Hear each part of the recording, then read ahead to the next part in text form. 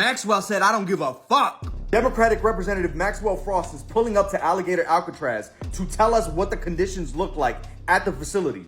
So I am on my way to the Everglades detention facility, Everglades internment camp. What happened is about a week ago, all the Florida Democratic members of Congress planned an unannounced trip here. And the reason why we wanted to do it unannounced is because we've heard all these reports. Now, just for context, he's referring to the Miami Herald reporting from earlier this week that said that giant bugs, heat, and hospital visits are plaguing the Alligator Alcatraz within its first days. Remember, this is in the Florida Everglades where they have grasshoppers the size of people's hands jumping into the tent. The biggest mosquitoes people have ever seen in their lives coming into the tent, flying over them in the cells and biting them on the face, not letting them sleep. Air so hot being inside of the tent that people can barely breathe because it's 96 degrees outside of the tent, but inside it feels like the temperature of 105.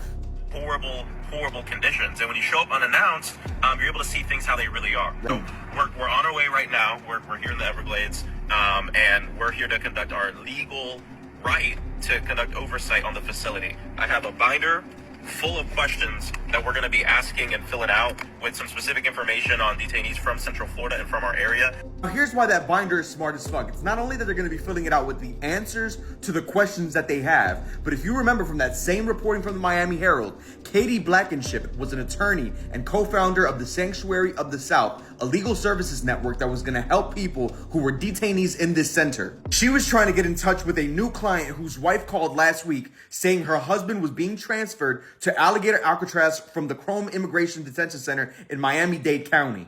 Blankenship, the attorney, didn't have the number to call him at the facility. His name wasn't showing up in an online website kept by U.S. Immigration and Customs Enforcement, and she even asked ICE officials to confirm his whereabouts, but none of her emails got answered. Not only that, but the wife of a Guatemalan detainee said she was trying to get an immigration attorney to represent her husband, but that she was having trouble finding someone to take the case because of the lack of the information that ICE was giving her on her husband. Let it be known, Maxwell Frost pulling up with his binder, gaining information and writing it down of the detainees that are there, confirming their whereabouts, gives the families enough information for them to get legal representation. Here, but I'll tell you this. Remember, we don't need anyone's permission to go into this facility, so I will be back unannounced. But I'll keep you updated on this. And that's what effective leadership looks like. In a time when a fascist government is creating concentration camps, elected leaders do not need a permission slip to go or an invitation to check out and pull up to see what these ICE detention facilities are giving.